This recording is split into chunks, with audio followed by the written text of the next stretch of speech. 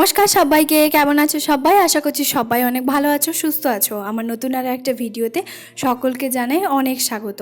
ঘুম থেকে উঠেছিলাম ভোর 5টার সময়, আর উঠেই কিন্তু ঘর ঝাড়টা দিয়ে দিয়েছি প্রথমে, তারপরে কিন্তু ব্রেকফাস্ট বানাতে চলে এসেছি। আর এখন তো আমি তোমাদের সঙ্গে আগেই শেয়ার করেছি, আমরা কিন্তু সকালবেলা এখন রুটি তরকারি খাই, যেহেতু সকালে হচ্ছে অফিস নিয়ে যায় তার জন্য। তো আজকে হচ্ছে তোমার বানাবো আলু ক্যাপসিকাম আর হচ্ছে তোমার পেঁয়াজ দিয়ে টমেটো দিয়ে একটা মাখা মাখা তরকারি। রুটি খেতে কিন্তু ভীষণ ভালো লাগে। তো সেই রকম হচ্ছে, এই যে দেখতেই পাচ্ছ, কড়াইতে প্রথমে তেল দিয়ে দিয়েছিলাম। তো তেলের পরে জিরা আর হচ্ছে তোমার একটু কাঁচা লঙ্কা চেরা, তো তারপরে হচ্ছে তোমার ক্যাপসিকাম আর হচ্ছে আলু সঙ্গে কেটে নিয়েছি। এরপরে পেঁয়াজটাও ভালো করে ভেজে নিয়েছি। তারপর উপরে টমেটো দিয়ে একটু নুনটা হলুদটা দিয়ে ঢাকা দিয়ে রেখে দিয়ে চলে এসেছি সোজা কিন্তু আদা রসুন বাটতে। না, আমি কিন্তু আলু ক্যাপসিকামের তরকারিতে আদা রসুন বাটা একদমই দিই না, এটা বানাচ্ছি দুপুরবেলার জন্য। তার কারণ হচ্ছে এইখানে তো কতটা পরিমাণে রোদ আসে বুঝতেই পারছো। তার জন্য আমি কি করি জানো তো, সকালবেলা যখন রান্নাটা বসাই তারপরেই কিন্তু আদা রসুনটা বেটে নিয়ে চলে আসি।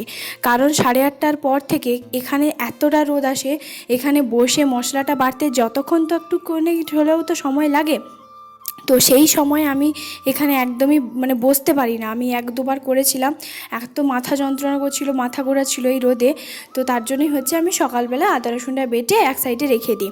তো এরপরে হচ্ছে রুটিটা কিন্তু আগেই মাখিয়ে রেখেছিলাম, আর আটাটা মাখিয়ে রাখার পরে রুটি কিন্তু আমার অলরেডি করা হয়ে গেছে। রুটি করার পরে এই যে দেখতেই পাচ্ছ, তরকারিটা কিন্তু আমার হয়ে গেছিলো আগে। তো তারপরে এখন টিফিন বক্সে ওরটা হচ্ছে তোমার প্যাক করে দিলাম, আর সঙ্গে কিন্তু আমিও খেয়ে নেব। এখানে হচ্ছে চলে এসেছি, আর গলার অবস্থা একটুখানি হলেও খারাপ, কারণ হচ্ছে প্রচণ্ড গরমের জন্য কারেন্ট থাকছে না। কারেন্ট না থাকার জন্য যখন তখন কারেন্ট চলে আসছে। কালকে তো দুপুরবেলা সারা রাত সারা দুপুরই কারেন্ট ছিল না।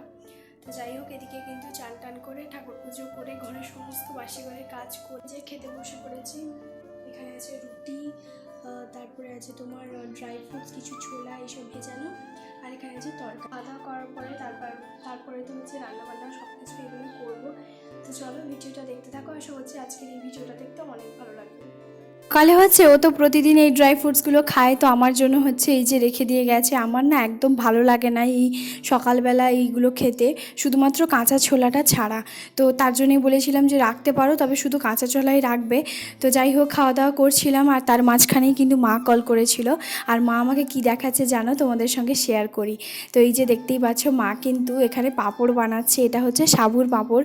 প্রতি বছর মাকে দেখেছি এই গরমের সময় এই যে পাঁপড়গুলো বানায়, আর আমাদেরকেও কিন্তু প্রতিবারেই হচ্ছে এক কারি হচ্ছে তোমার দেয়। ভীষণই ভালো লাগে, বিশেষ করে কি জানো তো, এই পাঁপড়গুলো বেশি টেস্টি লাগে তার এই কারণ যে মুখে দিলেই একদম গলে যায়, ভীষণ ভালো লাগে। তো মা এটা হচ্ছে তোমার দিচ্ছিল। তো এই পেপারগুলো হচ্ছে তোমার প্লাস্টিকের, তো সেগুলো কিন্তু কিনে নিয়ে এসছে। এগুলো কিন্তু বেশ ভালোই দিতে সুবিধে হচ্ছে মায়ের। তো সেইভাবেই হচ্ছে মা দেখাচ্ছিল। আমি বলছি যে এগুলো কি গরম আছে, তুমি কি গরম গরম দিচ্ছ? বলছে না, হালকা ঠান্ডা আছে। তো সেই ঠান্ডাগুলোই হচ্ছে এখন দিচ্ছি। আর এই গরমের মধ্যে মা বলছে সকালবেলা দিচ্ছি পাঁপড়গুলো, আর বিকেলের মধ্যে সব কিছু একদম সুন্দরভাবে উঠে যাচ্ছে। তার মানে বুঝতে পারছো কতটা পরিমাণে রোদের তাপ। তো যাই হোক, মা সেটাই দেখাচ্ছিল। আর তারপরে মা বললো যে দেখ, এগুলো কিন্তু কালকে দিয়েছিলাম, শুকিয়ে গেছে একদম। তো তারপরে আর একবার হচ্ছে রোদে এমনি আজকে কিছুক্ষণের জন্য দিয়েছিল। তো সেগুলোই দেখছিলাম, আর বেশ ভালোই লাগে এই পাঁপড়গুলো খেতে। তো মা অবশ্যই আমাকে তো দেবে, কারণ এখন তো হচ্ছে আমি বাড়ি যাচ্ছি না, তো রেখে দেয়। আরও কিছুজন হচ্ছে আশেপাশে ওই কাকিমা জেঠিমাদের বাড়িতেও দিয়ে দেয়। মা কিন্তু এইসব হাতের জিনিসগুলো বানায় ভীষণই সুন্দর। তো যাই হোক, বাড়িতে থাকলে অবশ্যই তোমাদের সঙ্গে শেয়ার করতাম কিভাবে কি বানায় না বানায়, কিন্তু বলতে পারছি না যে মা ঠিক কিভাবে বানায়। তো এরপরেই দেখতে পাচ্ছ মাছের ঝোল করছি, আর হচ্ছে তোমার করব হচ্ছে তোমার ভিন্ডি দিয়ে একটা তরকারি, ওই ভিন্ডি আর টমেটো দিয়ে এরকম একটা তরকারি করব, আর করব আম চাটনি। এই গরমে কিন্তু আম চাটনিটাই মনে হচ্ছে শুধু মুখে লাগছে, খিদেও পাচ্ছে না, শুধু জলই খেয়ে যাচ্ছি। অদ্ভুত একটাই গরমে লাগছে, তাই না? তো যাই হোক, ওদিকে কিন্তু রান্নাগুলো ঝটপট করে নিই। আর বেলা করে না রান্না করতে আমার কোনো কালে ইচ্ছে হতো না, সে শীতকাল হোক বা গরমকাল হোক। তো যাই হোক, আরও তো 1.5 মাস কীভাবে যে কাটবে এই গরমটাই, সেটাই ভাবছি। কারণ গরমকাল বলতে পারো একদমই আমার বিরক্ত লাগে তার জন্য, তবে কিছু করার নেই। যাই হোক, ওদিকে কিন্তু পেঁয়াজ টমেটো সমস্ত কিছু দিয়ে দিয়েছি, আদা রসুন বাটা। তো এরপরেই হচ্ছে ভালো করে মশলাটা কষিয়ে নেব, তারপরে পাতলা ঝোল করব। আজকে খুব একটা বেশি গ্রেভি করব না, পাতলা ঝোল করব। আর দেখতে পাচ্ছ রান্না করতে করতে হাঁপিয়ে যাচ্ছি, এদিক সেদিক দৌড়াদৌড়ি করতে করতে জলও খেয়ে নিচ্ছি। কারণ জলটা না আমি প্রচুর খাচ্ছি এই গরমে, সত্যি জানি না এই জল খাওয়াটা কন্টিনিউ শীতকাল পর্যন্ত করতে পারবো কিনা। তবে শীতকালে আর হয় না জানো তো।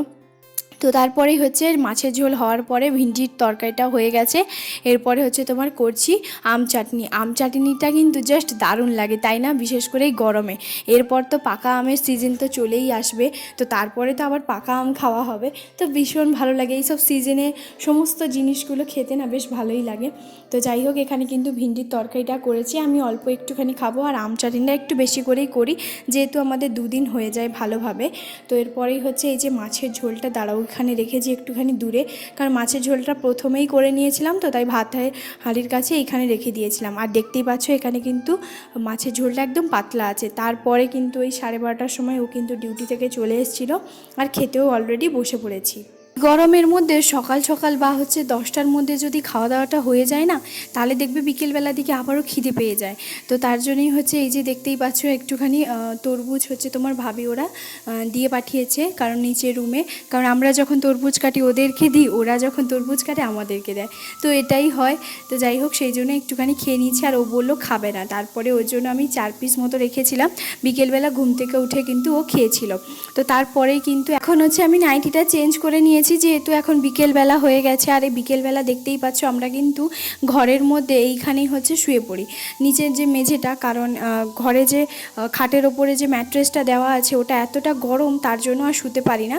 তো তার জন্য নিচেই শুয়ে পড়ি। আর এখান থেকে একটা মিশো থেকে আমার একটা পার্সেল এসেছিলো, তো বেশ সুন্দর, দেখো এই গলার হারটা আমি কিন্তু অর্ডার করেছিলাম, ঠিক যেমনটাই অর্ডার করেছিলাম ঠিক সেরকমটাই, তবে আর একটু চওড়া হলে আমার মনে হয় বেশি ভালো লাগতো। কারণ সামনের দিকটাতে দেখতেই পাচ্ছ একটুখানি ছোট বলে মনে হচ্ছে, জানি না পরলে হয়তো ঠিক লাগবে। তো যাই হোক, তারপরেই কিন্তু এই যে পরে তোমাদের সঙ্গে যখন আমি পরবো শেয়ার করে দেবো।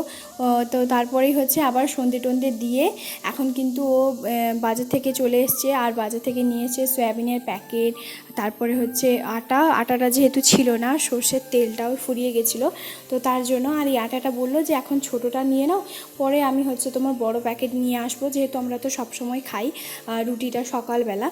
তো তার জন্যই হচ্ছে আজকে সকালবেলা মানে দুপুর রাতেই হচ্ছে আমি ভিজিয়েছিলাম কালকে রাতে মটর, তো সেই ঘুগনি করছি। আর বেশ অনেক দিন পর, এখানে যতদিন পর এসছি, ঘুগনিটাই হচ্ছে বানাচ্ছি, বেশ ভালোই লাগে ঘুগনিটা খেতে। তো তারপরে দুজন মিলে এই যে দেখতেই পাচ্ছ খেতে বসে পড়েছি, সঙ্গে সামনে ও কিন্তু আছে। তো যাই হোক বন্ধুরা, আজকের ভিডিওটা তোমাদের সবার কেমন লাগলো প্লিজ কমেন্ট করে জানাতে একদম ভুলবে না। যদি নতুন নতুন অনেক ভিডিও দেখতে চাও সেটাও কমেন্ট করে জানাতে পারবে।